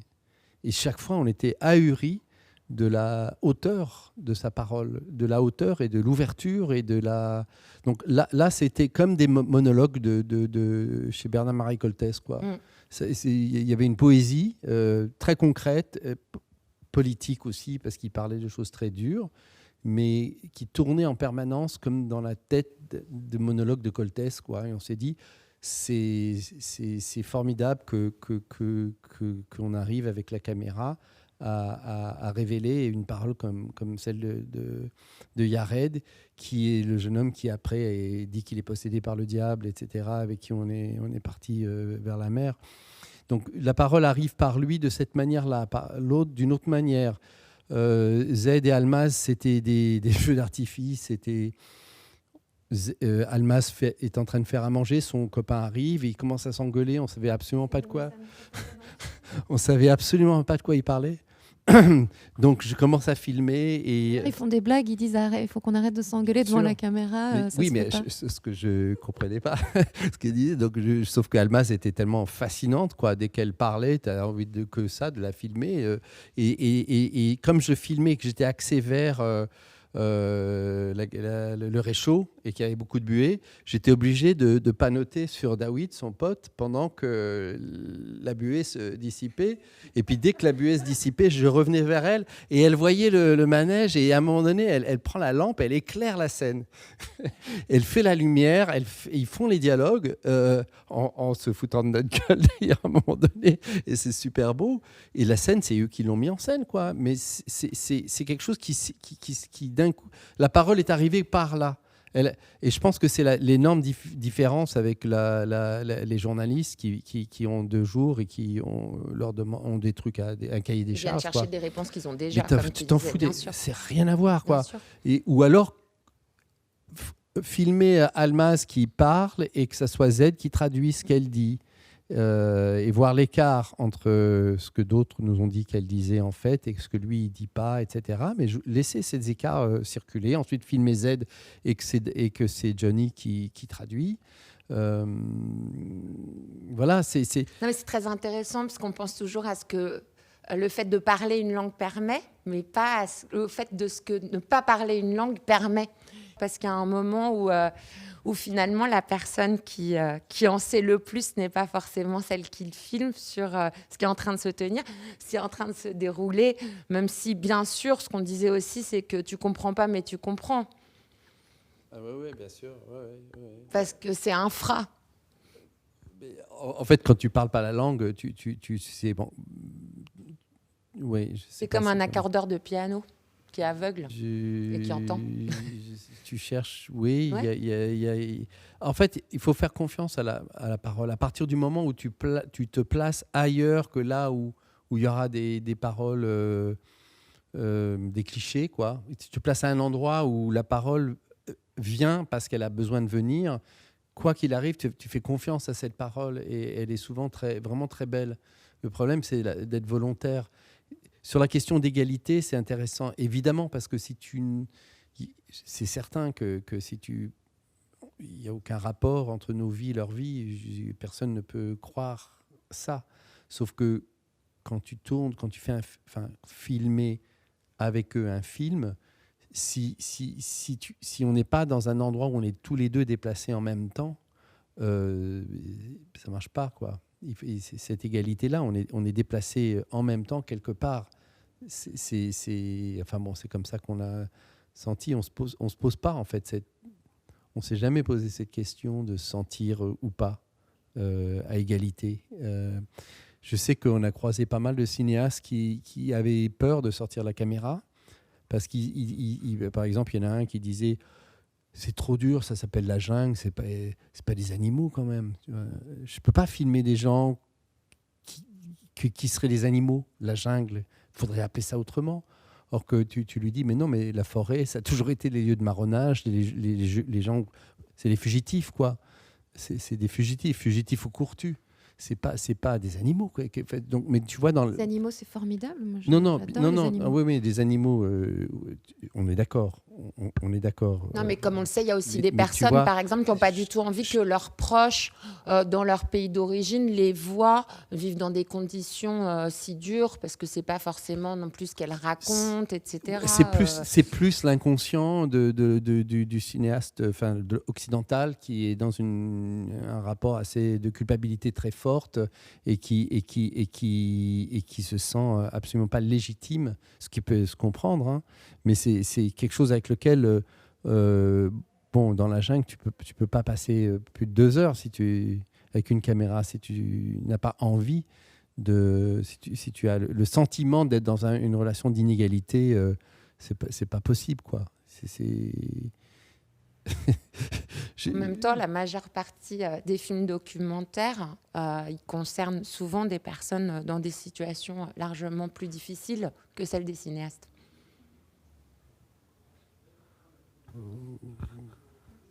Oui, mais ça, c'est la vie. Bien sûr, dans la vie, on n'est pas du tout aux mêmes endroits, mais il y a quelque chose qui se passe dans le déplacement, dans la langue qu'on est en train d'élaborer ensemble. Le langage qu'on est en train d'élaborer ensemble, qui fait que voilà, ça se fait vraiment à 2, à 3, à 10, à 20. Parce qu'après, tu fais on faisait le tour et on avait les différents amis qu'on recroisait, qu'on voyait très vite s'ils avaient bien dormi, pas dormi, s'ils avaient des problèmes, si on pouvait les aider pour quelque chose. Et on partageait la vie. Et donc, à partir du moment où tu partages la vie, que tu partages la vie, bah, tu as l'impression que quand tu filmes, il va se passer quelque chose qui va témoigner de cette vie et que c'est pour ça que tu peux filmer la police d'ailleurs, parce que tu filmes la police depuis ce que eux sont en train de vivre, tu sais exactement dans quel camp tu es et tu filmes depuis ce camp-là, parce que la caméra, elle a trouvé sa place grâce à ces 2 mois, 3 mois, 4 mois, 6 mois de travail pour être chez moi, et toi tu n'es pas chez moi et moi je te filme depuis chez moi et je filme pour eux également, pour qu'il y ait des archives et que les gestes que vous êtes en train de faire là, les gens puissent y travailler dessus dans 10 ans, dans 20 ans, et que voilà, crime contre l'humanité, on pourrait en parler comme ça. Et il faudrait d'ailleurs un jour en parler comme ça, c'est certain. Mais le cinéma peut révéler, évidemment, à partir du moment où il prend du temps Et parce que l'histoire du cinéma, c'est quand même une mine incroyable, quoi. Tout ce qui a été fait, tout ce dont on a hérité. Et donc les méthodes de travail sont précieuses.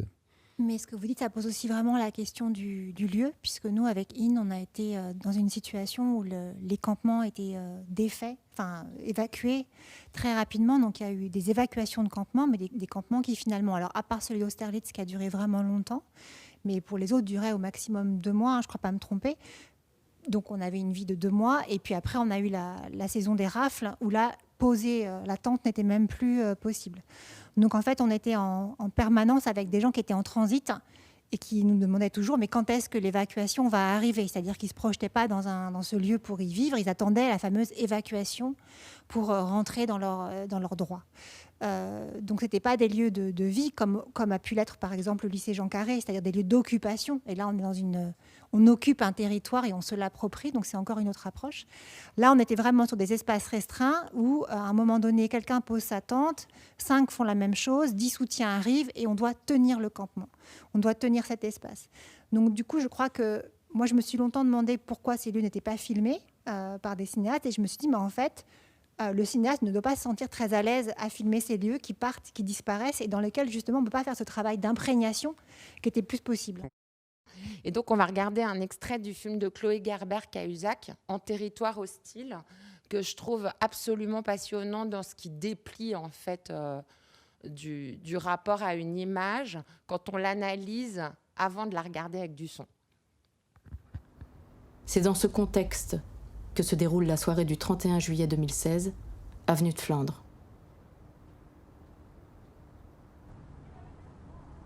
À ce moment-là, je passais vraiment tout le temps... J'étais en vacances, donc le soir, la journée. Et du coup, j'étais venue, il y avait une distribution de nourriture qui venait de se faire, et tout le monde était assis en train de manger, en train de finir leur repas, une petite barquette orange. Il n'y avait rien, il n'y avait même pas de tente encore à ce moment-là. Enfin, c'était vraiment les gens étaient juste assis, ils ne savaient pas où aller, je crois. Et puis, la nuit commençait à se coucher, et je m'aperçois que sur la place de la bataille de Stalingrad, il y a 15 camions de CRS qui se garent pour peut-être 200 réfugiés au maximum, dont principalement des hommes seuls, comme c'est toujours le cas, mais aussi donc 6 femmes enceintes, des couples avec enfants. Voilà, les camps habituels, quelques jours après l'évacuation précédente. Du coup, ça faisait un peu peur parce que les policiers, ils étaient ils étaient en mode pas pacifique, quoi. Et puis ils étaient habillés comme des policiers qui peuvent te faire du mal. Et puis ils avaient des bâtons. Donc on s'est mis du côté des migrants en se disant il faut qu'on reste. Enfin voilà quoi, faut sans doute rester là pour, je sais pas, pour éviter que ça dégénère ou je sais pas quoi. Et puis quelques minutes plus tard, ils font des sommations. Ça s'appelle comme ça. J'ai pas tout entendu, mais je crois comprendre de quoi il s'agit. Et donc, je me rapproche d'eux, du cordon de CRS, et je leur dis « Bonjour, est-ce que je peux parler à un officier ?» Donc, il y a une dame qui se détache du cordon, et je dis « Bonjour, voilà, vous vous adressez, vous faites des sommations en français à des personnes qui ne parlent pas le français, donc elles ne peuvent pas comprendre ce que vous leur dites.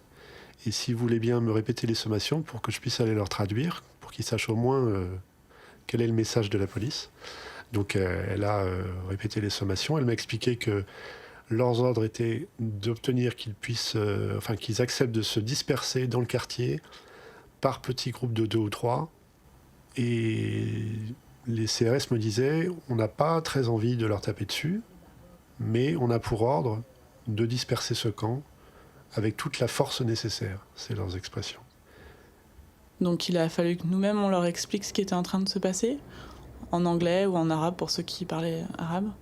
Ils parlaient entre eux et en fait tout simplement ils disaient qu'ils voulaient pas se séparer quoi. Ils préféraient rester en groupe plutôt que se disperser un peu partout et être du coup vulnérables quoi. Et là il y a eu la 3e sommation. Alors ça a été moi j'ai vraiment pas compris ce qui se passait. En fait je me suis dit je vais être un bouclier humain. Enfin, et en fait, ils vont pas je vois pas pourquoi ils m'écraseraient, pourquoi ils me fonceraient dessus, puisque du coup, on était tous en paix, enfin, il se passait rien, quoi. Et alors ils ont déboulé, mais c'était la guerre, quoi. Ils tapaient sur leur bouclier, genre on a l'impression qu'on était au Moyen-Âge, quoi. Ils tapaient avec leur matraque sur le truc. Je pensais que ça allait s'arrêter juste devant nous, mais pas du tout. En fait, du coup, on s'est fait... Ils nous ont poussés, mais comme des bestiaux, quoi, en fait. Il y a une première charge, il y a des gars qui sont tombés par terre. Ils mettaient des coups de matraque sur les mecs qui étaient au sol, quoi, des coups de botte aussi, quoi. Et puis, moi, je crois que j'ai commencé vraiment à hurler. Et alors moi, ils m'ont laissé passer, par contre. En fait, ils ont avancé, ils m'ont écarté, ils ont écarté leur bouclier pour pas me faire tomber ou quoi. Mais par contre, après, les autres, rien à faire. J'ai l'impression qu'on était blancs, quoi.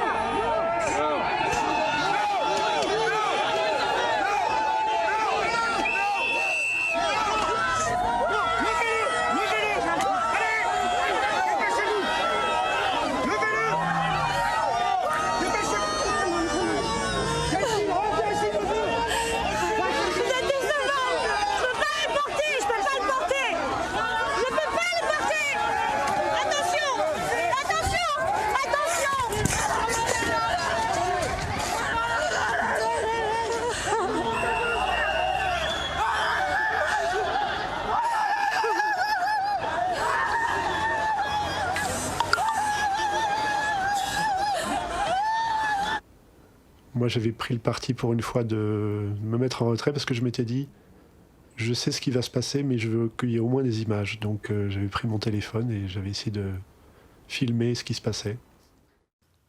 Est-ce qu'on peut parler peut-être un peu de montage ? Oui, tout à fait. Oui. Donc en fait, cet extrait, c'est l'extrait d'une séquence d'environ 11 minutes et qui se situe vraiment au milieu du film. Et comme je le disais, moi, mon film, il est a posteriori, donc c'est un film qui se conjugue beaucoup au passé, avec une progression comme ça dans les différents rituels administratifs que peut suivre un demandeur d'asile, et sur une période très ciblée, 2015-2018. Et donc, il y a, au cœur de ce film, il y a cette scène, on va dire, c'est la scène d'action du film. On peut dire ça comme ça. C'est la scène d'action, et c'est une scène qui m'a été comptée par de nombreuses personnes quand je récoltais les attestations, parce que beaucoup de gens, en fait, sortaient du cinéma. Enfin voilà, ça se passe vraiment à Stalingrad, donc beaucoup de gens y avaient assisté et avaient été extrêmement choqués de cette montée en puissance de la violence. Alors pour certains, même c'était, on peut dire, un moment de passage. Tous ne le présentaient pas comme ça, mais certes, beaucoup disaient que c'était un moment de passage. Il y a eu d'autres violences avant. De bascule, de bascule, pardon. De bascule, mais là, on passe à autre chose. Et de fait, ensuite, on a eu des rafles quasiment quotidiennes. Le jour, voilà, au départ, c'était la nuit. Ils se cachaient des passants et petit à petit, c'est devenu quotidien en plein jour, voilà. à midi. Et donc, à ce moment-là, 2 personnes qui avaient attesté de ces faits m'ont dit « Mais nous, on a filmé avec nos téléphones, ça vaut ce que ça vaut. » Mais voilà, donc on avait ces 2 séquences apportées par Marine et par Renaud, et avec cette position un peu particulière de Renaud qui dit lui-même, voilà, c'est un garçon, moi je suis méthodique, mais lui c'est un garçon très méthodique. Donc dans sa manière de parler de la police, dans sa manière de parler de comment il s'adresse à la commissaire, où est-ce qu'il se positionne, etc. Tout ça est extrêmement pensé, élaboré et prononcé tel quel. Et il se met sur le côté et il accompagne en fait, puisqu'ils ont remonté toute l'avenue de Flandre.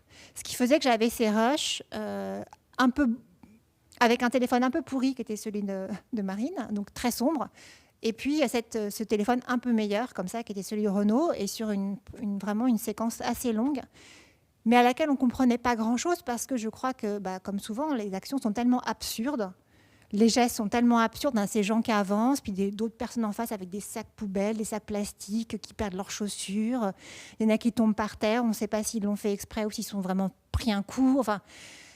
Et puis cette situation, comme le dira un peu plus tard une autre soutien, on demande à des gens de partir et on les frappe. Alors si on les frappe, ils tombent par terre, ils ne peuvent plus partir. Donc tout ça est tellement incroyable qu'en fait les images ne suffisent pas. Enfin, le montrer ne suffit pas à en témoigner en fait. Donc moi j'ai eu besoin de le montrer plusieurs fois et d'avoir ce regard réflexif. Et puis que ces gens, en fait aussi, c'était intéressant parce que en revoyant les images et en racontant comment ils l'avaient vécu, c'est comme si soudain ils prenaient conscience de la violence à laquelle ils avaient assisté. Parce que très souvent, les soutiens disent on était dedans, on ne sait pas très bien ce qui s'est passé. Et puis quand on leur demande d'y réfléchir, soudain ils en prennent la mesure. Et puis en général, ils concluent par et d'ailleurs, on ne vient plus jamais dans ce quartier. Voilà, on ne peut plus revenir dans ce quartier, c'est plus possible. Le quartier est grillagé pour les exilés, mais c'est aussi un lieu que certains soutiens ne veulent plus fréquenter parce que c'est trop de mauvais souvenirs en fait. Donc du coup, on a fait ce choix avec Anne Souriau de passer par le silence d'abord, en tout cas le silence de la prise de vue d'origine, et puis par les commentaires, et après repasser par le son qui raconte quand même la terreur. Et l'impact du son sur cette terreur, évidemment, puisqu'il y a à la fois le son des boucliers que les policiers frappent pour faire peur, et puis en même temps le son de ces gens qui crient, qui comprennent rien et que ça n'a pas de sens. Voilà. Donc d'où l'idée de le montrer plusieurs fois. Qu'est-ce que vous en pensez de cette séquence ? Non, mais c'est ce que tu dis quand tu dis il ne suffit pas de montrer les images. Les images ne suffisent pas à un moment donné. On est débordé par la violence qu'on voit aussi dans ton film, quoi. C'est des violences qui s'ajoutent les unes aux autres, puis les violences que l'on a vues tous ces derniers temps. Et on se dit, c'est quand même tellement grave et tellement terrible. Comment on fait quoi. C'est les sons, les sons sont les hurlements. Je sais pas, moi je suis très, j'ai l'impression d'une sorte de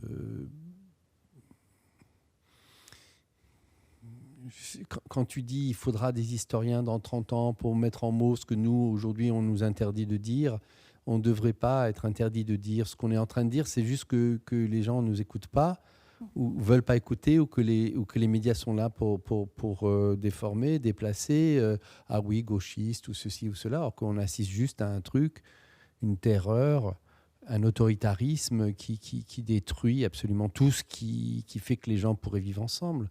C'est une chose assez épouvantable. Je sais pas, on parlait du langage tout à l'heure, on a fait un film qui s'appelle La question humaine, qui interrogeait justement cette question de comment on nomme techniquement des choses innommables en les transformant en des choses très propres.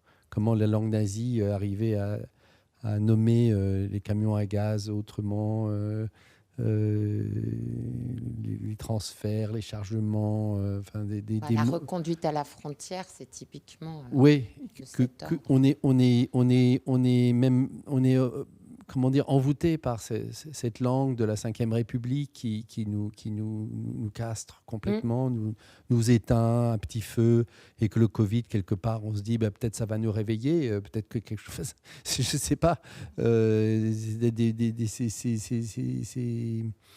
dis pas ça, ça évacue pas le drame évidemment, mais c'est quand même, c'était là avant, c'était dans la langue, c'était dans les images, c'était dans beaucoup de choses, que ça apparaît là maintenant, parce qu'il y a un trop, quoi. Et cette violence policière, c'est un cauchemar permanent. Je ne peux plus supporter physiquement de voir cette police dans vos films. J'ai qu'une envie, je ne peux plus le supporter, quoi. C'est une espèce de trop. Il faut le voir, il faut filmer, mais pourquoi ? Comment on peut supporter que aujourd'hui soit habité par tout ce qu'on pensait être l'antithèse absolue de l'humanité il y a encore 30 ans, quoi. C'est devenu, avec ce boulevard qui est ouvert à l'extrême droite, aux extrêmes droites de toutes sortes. Et voilà, la gauche a totalement détruit quelque chose qu'il faut reconstruire, quoi. Enfin, la gauche, tu vois ce que je veux dire. Je suis désolé, là il faut couper, Non. C'est mal dit. Oui, pour le dire mieux, je crois qu'il y a un échec. Tout est teinté par cet échec, quoi.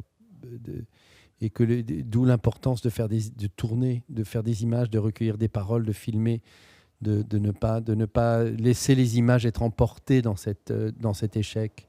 C'est là où le cinéma est lui-même emporté, je trouve, dans cet échec, parce qu'il en fait partie quelque part. Tu peux pas juste dire le cinéma c'est pour se divertir, c'est pas possible aujourd'hui. C'est autre chose. Faire des images, c'est prendre position. C'est aussi un virus, les images. Godard disait ça l'autre jour, un critique indien qui l'interviewait et il faisait le rapprochement entre le virus et le cinéma. C'était très, très intéressant d'entendre parler du cinéma comme d'un virus aussi, quoi. Quelque chose qui aurait des millions d'années et qui serait quand même très fort. Mais comment faire avec les images en se disant que ça ne sert à rien? Tu constates les échecs, mais toutes les images sont à venir et qu'il faut toujours être dans cette idée que c'est à venir et qu'on va vers... Mais moi, je regrette rien. Hein, non, bien sûr. Je disais juste tout à l'heure je dis pas ça. C'est déception, c'est que tant que tu n'as pas vécu cette déception, tu sais, c'est super important de la vivre. Parce que tu te libères d'illusions et que du coup, l'image devient quelque chose d'encore plus important. Il faut se défaire des illusions qui... C'est pour ça que moi je suis vraiment je crois même j'ai écrit un texte sur ces téléphones portables qui filment partout ces violences, et je suis très heureux que c'est tellement important de les filmer et que ça soit pas Scorsese, les compagnies, quoi, avec les grosses caméras qui mettent ça en scène. Il suffit pas de les filmer, il faut savoir comment en parler, parce que, comme je disais tout à l'heure, c'est aussi l'objectif de la police de nous terroriser, l'objectif de l'État que ces images soient diffusées un maximum, de manière aussi à nous faire peur et à nous donner un avertissement. Il ne faut pas oublier ça, c'est-à-dire que c'est des images à double tranchant. Elles peuvent être l'administration de la preuve qui a permis à des gens dans des procès, etc., d'avoir la preuve de ce qui leur est arrivé, comme ce producteur de musique qui, parce qu'il a une caméra de surveillance, il est sauvé par les images.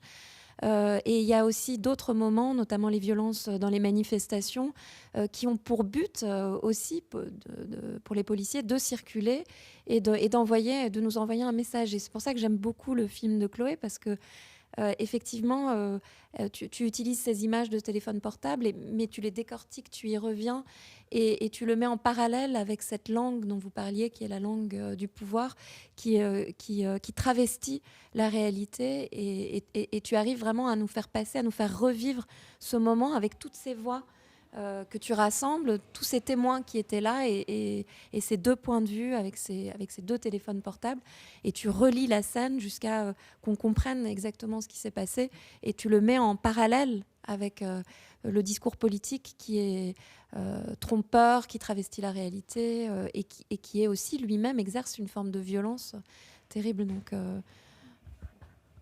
mais ce qui est aussi un moment d'ailleurs dans ton film, où le moment de cette évacuation, et je crois que Valérie t'intervient d'ailleurs à ce moment-là, puisque tu es aussi dans le film, mais qui sont des moments toujours assez forts, où on se dit en fait, là en l'occurrence c'est une évacuation, donc s'il ne s'agit pas d'un contrôle administratif, on va donner des maisons à des gens, mais la police est présente. Alors, pour qui ce spectacle ? Pour qui est fait ce spectacle ? Pourquoi la police est présente ? Elle est bien présente parce qu'elle doit être filmée. On doit pouvoir rendre compte d'une présence policière, parce qu'il faut aussi présenter les gens qui montent dans des bus comme des gens potentiellement dangereux, comme une menace. Donc, cette présence, elle est aussi là, de fait. Voilà.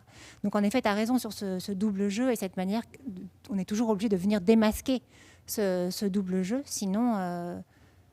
Il y a la fabrication de l'autre à tout point de vue. C'est pas que avec le migrant ou le réfugié, c'est aussi le pauvre, c'est aussi le gilet jaune, etc. Et cette fabrication de l'autre, elle a pour but d'envoyer comme message vous êtes mieux loti que cet autre qui est maltraité. Donc c'est aussi une manière de faire accepter des situations qui peuvent être intenables ou injustes à une partie de la population. Donc il y a quand même toute une mise en scène et effectivement un spectacle. Et moi, c'est ce dont je ne me rendais pas compte pendant que je tournais Paris-Stalingrad, c'est qu'effectivement, c'est le spectacle de la police qui intervient dans l'espace public et la protection de nos frontières qui arrive jusqu'au cœur de la ville avec la présence, par exemple, Vigipirate ou les militaires qui se baladent dans Paris avec les mitrailleuses. Enfin, tout ça est de l'ordre d'une mise en scène politique. Donc nous qui filmons, il faut quand même avoir tout ça en tête, je trouve.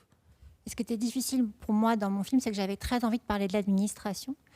Je trouve que c'est un peu... Enfin, pour moi, je pense que c'est un vrai défi pour les documentaristes aujourd'hui, parce que c'est vraiment pas glamour de filmer l'administration, c'est très difficile. Alors certains cinéastes comme Wiseman s'emparent d'une administration et y restent, et voilà, en font le terreau d'un film territoire souvent très, très vaste comme ça.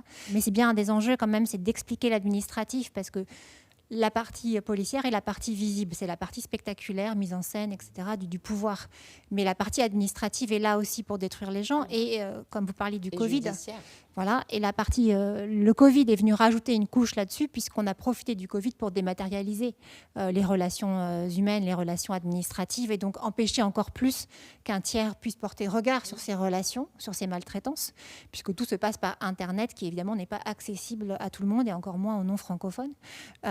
Donc je trouve que c'est un des vrais défis pour nous, parce que filmer, comme on le disait déjà, filmer Paris avec tous ces soubresauts qu'on a vécus, c'était pas facile, mais filmer la partie administrative et cette dématérialisation maltraitante avec ces vocabulaires improbables, ces sites internet incompréhensibles qui disent quelque chose d'un rapport humain, ils le disent, mais en effet visuellement ça va être compliqué. Enfin, je trouve que c'est un des enjeux à venir. Et je terminerai aussi sur la question des violences en disant que la violence qu'on a vue et que tu montres dans ton film, Chloé, avec cette scène qu'on vient de voir, à un certain moment, elle n'intéresse pas la majorité de la population parce que ça concerne les migrants, les exilés ou les réfugiés, en fonction de comment on veut les appeler, c'est-à-dire des étrangers, des gens qui viennent d'ailleurs. Et donc, ce n'est pas nous. C'est quelque chose qui est à distance, donc ça ne nous intéresse pas. Et puis, en fait, c'est une répétition générale, la NAS, qui était le système mis en place pendant les rafles, c'est-à-dire qu'on NAS, on met un cordon tout autour de l'espace où on va faire le contrôle administratif. On sort tous les gens qui sont blancs, donc qui sont français, qui ont des papiers, on les sort de la NAS et on isole les gens dans cet espace. C'est un système qui ensuite s'est banalisé pendant les manifestations, et notamment d'abord avec Nuit debout et ensuite avec la loi au moment des manifestations pour la loi travail et après avec les Gilets jaunes, où effectivement maintenant, quelle que soit la manifestation, on se retrouve nassé, on ne peut plus sortir. La police nous entoure avec son cordon et ensuite il gaze les gens. Et ensuite il y a des violences et après on montre à la télévision, on dit les manifestants sont violents. Et en fait cette mise en scène de la violence et puis pas seulement cet exercice de la violence sur la personne, c'est de plus en plus élargi en fait à tous. Et voilà, donc c'est d'abord dans les banlieues, les gens issus de l'immigration, sur les populations qui arrivent, sur les migrants, sur les manifestants, sur les pauvres. Voilà. Et finalement, à la fin, c'est tout le monde. Et c'est là qu'on n'est plus dans une démocratie. C'est ça, c'est ce grignotage, parce que en fait, le totalitarisme, l'autoritarisme, pour certaines personnes, on n'a jamais été dans une démocratie. En fait, ça n'arrive jamais tout d'un coup. Quand on observe, effectivement, quand on lit les intellectuels des années 30, quand on relit Stefan Zweig, quand on replonge dans cette époque où, par exemple, le roman de Jonathan Little, Les Bienveillantes, c'est un roman que j'aime beaucoup parce qu'il raconte en fait toutes les étapes qui précèdent. Et très souvent, quand on est en cours d'histoire, quand on est au lycée, dans la manière dont l'histoire nous est enseignée, il y a des très grands raccourcis. On ne raconte pas ce qui se passe avant. Et le livre de Stefan Zweig, Le Monde d'hier, il raconte 40 ans de l'histoire européenne qui nous amène jusqu'aux années 30. En fait, rien n'arrive comme ça tout d'un coup de but en blanc. Il y aurait un régime nazi qui apparaît. Non, en fait, c'est quelque chose qui se prépare. Et effectivement aussi dans les mots, dans la manière de désigner les choses et aussi de décrédibiliser les intellectuels, ce qu'on est en train de faire aujourd'hui. Dès que quelqu'un pense différemment de la pensée unique qui est véhiculée dans les médias, c'est un islamo-gauchiste. En fait, c'est une manière de couper à tout débat et d'empêcher même qu'il puisse y avoir un dialogue ou une pensée qui puisse se déployer. Et c'est ce qu'on a fait à Socrate jusqu'au moment où il va y avoir son procès et finalement il va être condamné à mort. En fait, à chaque fois, c'est vraiment là-dessus. C'est sur si quelqu'un dit la vérité, une vérité qu'on ne veut pas entendre, on va lui enlever la parole, l'empêcher de parler. Voilà. Mais c'est là aussi, du coup, En fait, les images, parce on parle beaucoup donc, des images de la police, hein, mais encore une fois, les images ne suffisent pas. En fait, il faut vraiment faire penser les gens. Il faut faire penser les gens à ce qu'ils sont en train de perdre ou à ce que d'autres sont en train de perdre. Et pour nous, là, en novembre, donc, il y a eu une tentative de campement place de la République. Cette image-là est devenue soudain visible. Soudain, les réfugiés sont devenus visibles parce qu'on était place de la République, parce qu'il y avait des journalistes, parce qu'il y avait des avocats et parce qu'on avait la loi de sécurité globale. Et soudain, il faut qu'il y ait toute cette rencontre de phénomènes pour que la situation soit visible et en effet, surtout comme tu le dis, entendue. Même si on a très peu parlé de la chasse après dans toutes les rues de Paris, qui n'a pas été franchement amusante. Mais donc c'est cette image-là qui à un moment donné ressort, et toujours je suis étonnée parce qu'on a dû apprendre aux journalistes qu'en fait, ce qu'ils avaient vu ce soir-là existait depuis 3 ans dans leur propre tous ville. les jours. Voilà. Et qu'ils n'en avaient pas du tout ni la conscience, ni eu l'envie de le filmer. Donc vraiment cette idée qu'en fait, comme tu dis, ça se grignote au fur et à mesure, et à quel moment on arrive à éveiller les gens à ce qui se grignote. C'est-à-dire avant même que ça les grignote eux-mêmes, mais qu'ils puissent sentir que ça va grignoter d'autres gens autour d'eux. C'est compliqué. Il faut faire penser les gens, il faut éveiller les gens. C'est compliqué parce que tu peux pas. C'est pas si simple. Non, ça, j'en suis sûre. Moi, je pense qu'il faut voir et que les images sont là pour voir et que après, comment on pense, comment on écrit, c'est super important. Mais il faut surtout continuer à faire des images pour qu'on voit les choses. Les images révèlent tellement de choses. Il ne faut pas penser oui, que mais il y a des images qui donnent à penser. C'est ça que je veux dire. C'est ça que je voulais dire. Des images donnent à penser. Après, à partir du moment où tu fais de la critique, tu as un regard critique, toutes les images amènent à penser. Y en a pas. Je pense pas que. Je sais pas. Il y a beaucoup de comment dire. La parole, à un moment donné, elle se met à tourner en boucle et puis tout le monde est d'accord. Mais comment faire des images, comment les faire circuler, où aller filmer, à qui filmer, c'est des questions que je crois que c'est pas des questions nécessairement de militants, c'est des questions de cinéma, et que ces questions-là, aujourd'hui, je crois que le cinéma a une responsabilité. Il s'est fait complètement coiffer par les journalistes d'une certaine manière, puisque le cinéma, là, il est nulle part. Le documentaire, oui, il se passe beaucoup de choses dans le documentaire, il se passe rien dans la fiction. Très, très peu de choses. Ailleurs, dans d'autres pays, peut-être, mais qu'en France, le cinéma est absent, totalement absent de toutes ces luttes, etc. Les caméras, les téléphones portables sont bien plus fortes que les équipes de cinéma en ce moment. C'est évident, ça coûte beaucoup moins cher, ça filme beaucoup plus de choses, ça circule beaucoup plus rapidement. Les journalistes... un certain genre de journalistes, c'est passionnant parce qu'ils décryptent ce qui se passe. Mediapart, il y a des analyses d'un discours de Darmanin avec des images et on voit à quel point il a menti sur ce qu'il racontait, ce qui s'était passé. Très méthodiquement. Ouais, sur la manifestation du 12 incroyable. décembre. Mais là, la question, c'est oui, c'est fondamental de faire ça, mais quel impact ça a, on ne sait pas, mais on continue. Il faut absolument continuer. Il ne faut pas se mettre dans une position où la parole se met à tourner en boucle, quoi. Est-ce que tu peux, juste avant qu'on conclue, nous dire quand et comment vous avez pressenti que ce film, ça allait être un film ample L'Héroïque. Oui. Parce que c'est un film de 3h45. Ouais. Non, mais c'est une de ses vertus vraiment centrales. Moi, quand je l'ai vu au FID de Marseille, ces gens-là, dont on parle quand même aussi, tu vois, le fait d'être assis à regarder votre film longtemps, on pense aussi au geste d'Abbas Fadel, tu vois, et à d'autres. Est-ce que vous l'avez senti tôt, là, au début du montage ou... Moi, je pense que c'était dès qu'on a mis les pieds... Le corps est complètement habité par ce lieu et que en plus les choses se passaient, les saisons arrivaient, il y avait tellement de choses en même temps qu'il fallait... En fait, il y a cette question du temps et de la solidarité. Le temps, ce qui est beau au cinéma, c'est quand le temps est solidaire des gens que tu filmes. D'être dans la solidarité du temps, d'être dans le temps des gens que tu filmes. Et on sentait bien que ça allait durer un temps et que, quoi qu'il arrive, le film allait durer ce temps-là. Il était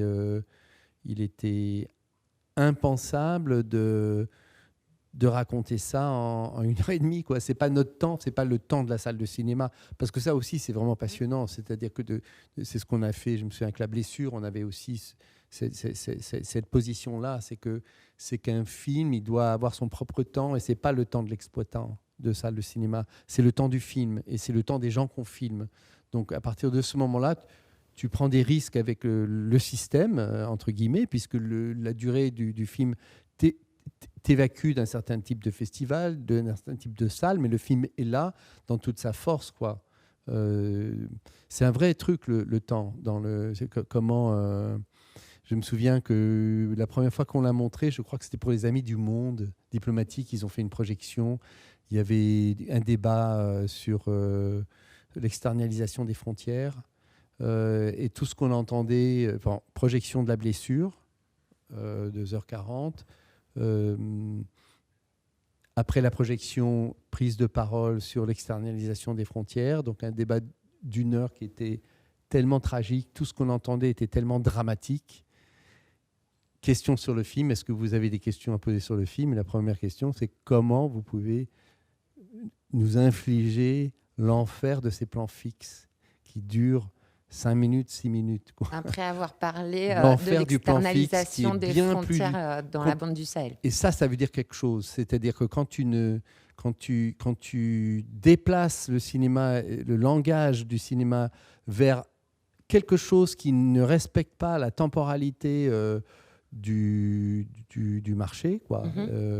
Mais même la temporalité de la pensée des gens qui regardent, quoi, les gens qui ont l'habitude de s'asseoir, il faut vite comprendre ce qui se passe, vite savoir si ça t'intéresse. Si ça ne t'intéresse pas, tu t'en vas, tu zappes, tu passes à autre chose. Ben, quelque part, ce qui se passe dans les images dont vous parlez, c'est la même chose. C'est-à-dire que les gens, ils ont l'impression d'avoir déjà vu 1000 fois, donc ils coupent. Ils ne regardent pas, ils ne prennent pas le temps de s'immerger.